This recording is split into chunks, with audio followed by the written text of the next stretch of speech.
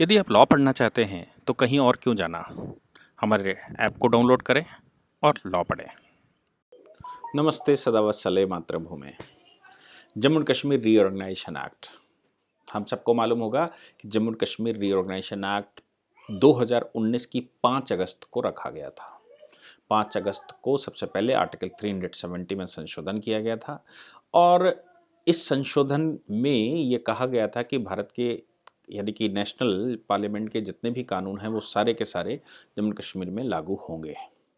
इसके साथ साथ उसमें ये भी तय हुआ कि जो पुराने कानून हैं उन पुराने कानूनों को वहाँ के पुराने कानूनों को ख़त्म किया जाता है और जो केंद्र के कानून और राज्य के कानून दोनों के हैं वहाँ केंद्र के कानून सारे लागू किए जाएंगे, राज्य के कानून ख़त्म कर दिए जाएंगे।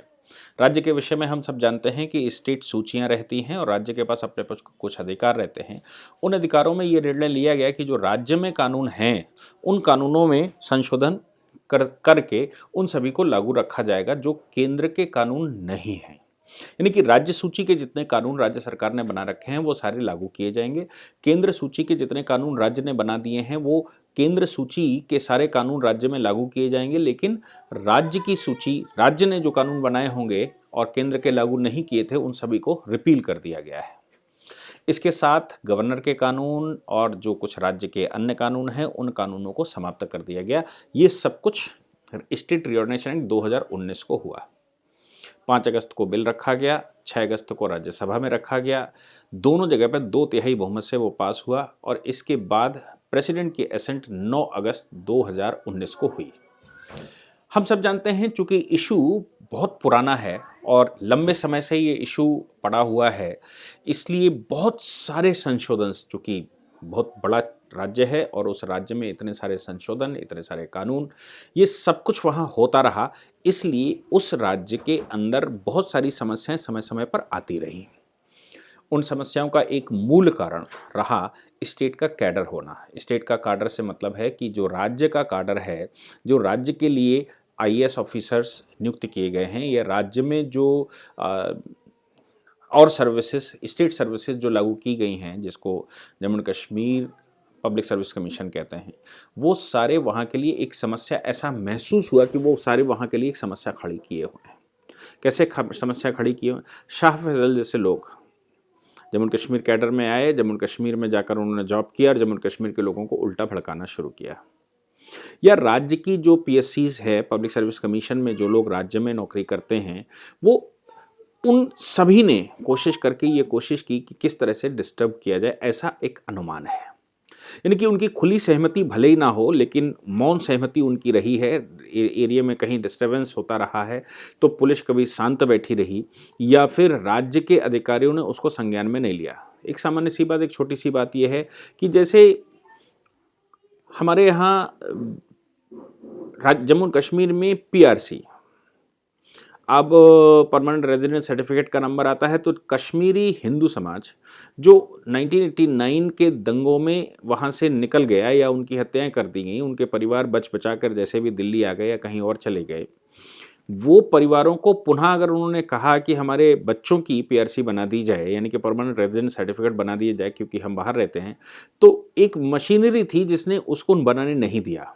आपको याद होगा सुनंदा पुष्कर, लोगों ने कहा कि नहीं, पीआरसी जिसकी है वो मेंटेन रहेगी। तो सुनंदा पुष्कर चूंकि जम्मू कश्मीर से ही थी और शशि थरूर की पत्नी थी, सुनंदा पुष्कर ने उस समय कांग्रेस के लीडर की, मतलब कांग्रेस के एक मंत्री की पत्नी होने के बावजूद एक पब्लिक स्टेटमेंट दिया। उन्होंने कहा ये कौन कहता है कि वहाँ पर डोमिसाइल आसानी से बन जाता है या पीआरसी आसानी से बन जाता है। मैं इलस्ट्रेशन हूँ, मेरा पीआरसी नहीं बनाया गया। आप सोच लीजिए कि सुनंदा पुष्कर जो केंद्रीय मंत्री की पत्नी, उनका अगर पीआरसी जम्मू कश्मीर में नहीं बनाया गया तो बाकी लोगों का क्या रहा होगा। और ये हुआ क्यों होगा? ये हुआ इसलिए होगा क्योंकि इसके पीछे का जो मेन कारण है वो ये रहा होगा कि वहाँ की जो एडमिनिस्ट्रेटिव मशीनरी है, वो एडमिनिस्ट्रेटिव मशीनरी किसी तरह से सपोर्ट करने को तैयार नहीं है। इसलिए एडमिनिस्ट्रेटिव मशीनरी, पुलिस मशीनरी और ये जो सिक्योरिटी एजेंसीज की, जो स्टेट की लोकल सिक्योरिटी एजेंसीज की मशीनरी हैं, वो मशीनरी वहाँ सहयोग नहीं कर रही होंगी, इसलिए बहुत सारी समस्याएं वहाँ आ रही थी। एक छोटा सा इलस्ट्रेशन में और आपको बताता हूँ।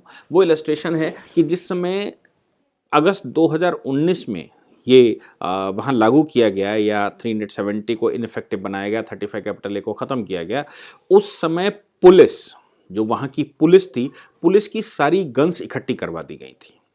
वो सारी गन्स किसी न किसी प्रकार से सिक्योरिटी, केंद्रीय सिक्योरिटी एजेंसी के हवाले कर दी गई थी और पुलिस को एक डंडा पकड़ा दिया गया था और कहा गया था कि पुलिस डंडे से काम करेगी, पुलिस के पास हथियार नहीं होंगे।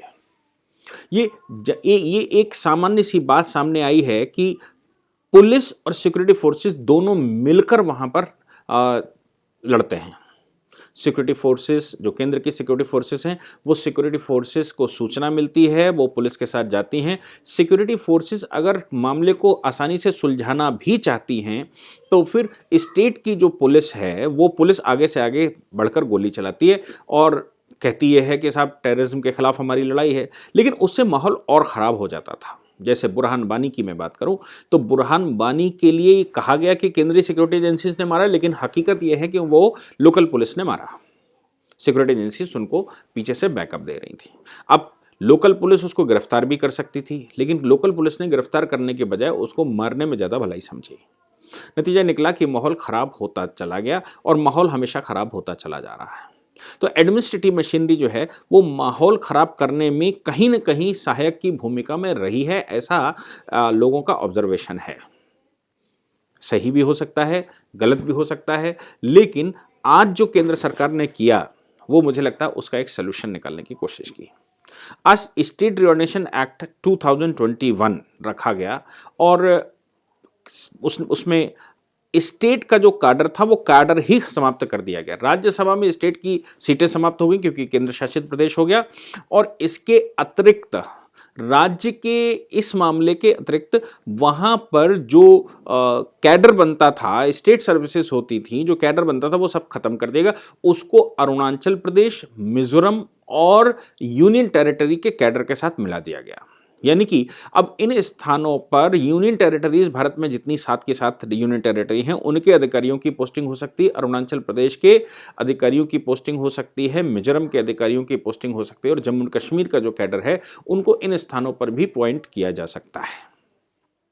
यानी कि अब जो एक नैक्सस टाइप का ऐसा अनुमान है कि एक नैक्सस वहाँ के कैडर्स की वजह से, वहाँ पुलिस के कैडर की वजह से, या वहाँ पर आईएएस ऑफिसर्स के कैडर की वजह से, या वहाँ पब्लिक सर्विस कमीशन के कैडर की वजह से वो एक नैक्सस बन गया था, जो पूरा का पूरा नैक्सस जम्मू और कश्मीर को अपने हाथों में लिए हुए था और समस्या के समाधान में कहीं न कहीं पूर्ण रूप से उनकी सहभागिता नहीं दिखाई दे रही थी, या ऐसा अनुमान भी हो सकता है कि नहीं दिखाई दे रही थी। और कभी कभी प्रेम भी जाग जाता होगा जम्मू और कश्मीर के लिए, कभी कभी कास्टिज्म भी जाग जाती होगी, और कभी कभी वहाँ पर रिलीजन भी जाग जाता होगा। ये सारी चीज़ें चूंकि लगातार होती रहती हैं, इसलिए इन पर आशंकाएं समाप्त हो जाएं, उसके लिए केंद्र सरकार ने पार्लियामेंट के अंदर बिल रखा और बिल में ये कहा कि अब जम्मू कश्मीर का कैडर बिल्कुल जड़ से समाप्त किया जाता है। शाह फैसल जैसी समस्याएं अब उगेंगी ही नहीं, और चूंकि शाह फैसल जैसी समस्याएं अब उगेंगी ही नहीं, या मैं कहूं कि वहां जम्मू कश्मीर के काडर या जम्मू कश्मीर के लोग जो उसमें रहते हैं और जिनको वहां जम्मू कश्मीर प्रेम जाग जाता है, नेशनल इंटरेस्ट की बजाय जम्मू कश्मीर में डिस्टर्बेंस ज़्यादा करना शुरू कर देते हैं। कभी कभी ये भी सामने आया है कि वो पाकिस्तान के बहुत बड़े लॉयलिस्ट होने लगते हैं या पाकिस्तान को कहीं कहीं सिंपैथिकल व्यू से देखने लगते हैं। वो सारी जड़ से समाप्त हो गई। अब जम्मू कश्मीर में जम्मू कश्मीर के जो निवासी हैं, जो उस कैडर में काम करते हैं, आवश्यक नहीं है कि वो जम्मू कश्मीर में उनकी पोस्टिंग रहे। उनकी पोस्टिंग देश के दूसरे कोनों में भी हो सकती है और बाकी जगहों के लोगों को जम्मू कश्मीर में पोस्ट किया जा सकता है। केंद्र सरकार का ये एक साहसिक कदम है और इस साहसिक कदम के लिए केंद्र सरकार को सैल्यूट करना चाहिए कि उन्होंने जड़ पकड़ी और जड़ पर काम करना शुरू किया। Thank you very much. इस पूरी ऑर्गेनाइजेशन को चलाने के लिए आप नीचे डिस्क्रिप्शन से हमारे ऐप को डाउनलोड कर सकते हैं, जिससे कि लॉ स्टूडेंट्स को, लॉयर्स को और आम आदमी जो लॉ जानना चाहता है वो पेड क्लासेस का लाभ ले सकता है।